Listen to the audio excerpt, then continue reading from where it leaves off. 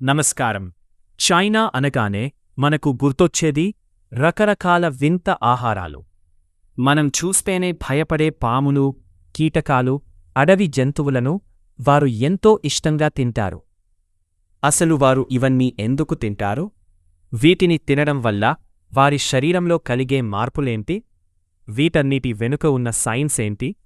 పక్కా లెక్కలతో ఈ వీడియోలో తెలుసుకుందాం. స్కిప్ చేయకుండా చివరి వరకు చూడండి. చైనాలో ఇలాంటి ఆహారపు అలవాట్లు రావడానికి ప్రధాన కారణం అక్కడి జనాభా మరియు గతంలో వారు ఎదుర్కొన్న కరువు పరిస్థితులు. కొన్ని దశాబ్దాల క్రితం ఆహారం దొరకని పరిస్థితుల్లో దొరికిన ప్రతి జీవిని ఆహారంగా మార్చుకోవడం వారికి అలవాటైంది. అది ఇప్పుడు ఒక సంప్రదాయంగా మారింది.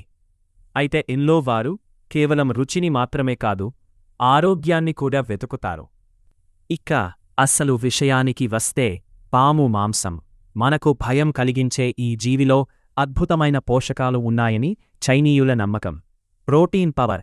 100 గ్రాముల పాము మాంసంలో దాదాపు 20 నుండి 24 గ్రాముల ప్రోటీన్ ఉంటుంది. ఇది చికెన్ కంటే నాణ్యమైనది. తక్కువ కొవ్వు. ఇందులో కొవ్వు కేవలం 1 నుండి 3 గ్రాములు మాత్రమే. అందుకే ఇది తింటే బరువు పెరగరు, గుండె ఆరోగ్యానికి కూడా మంచిదని వారు భావిస్తారు.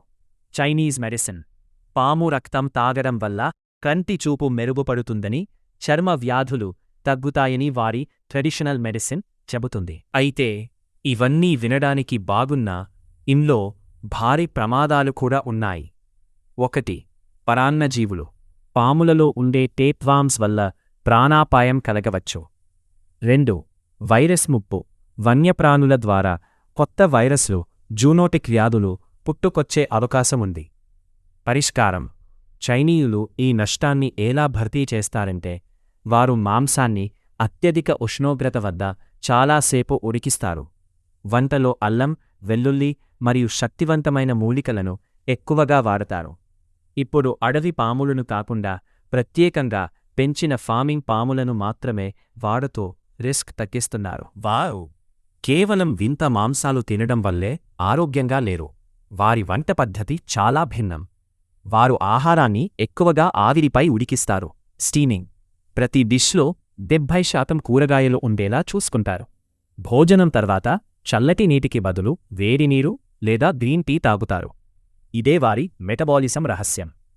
సాంప్రదాయ చైనీస్ వైద్యంలో పాము మాంసాన్ని శరీరాన్ని వేడి, వార్మింగ్ చేసే ఆహారంగా భావిస్తారు.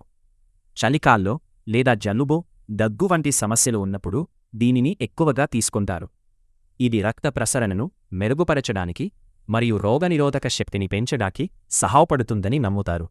నమస్కారం. చూసినందుకు ధన్యవాదాలు. దయచేసి లైక్ చేయండి, షేర్ చేయండి మరియు ఛానల్కు సభ్యత్వం పొందండి. తదుపరి వీడియోలో కలుద్దాం. నమస్తే.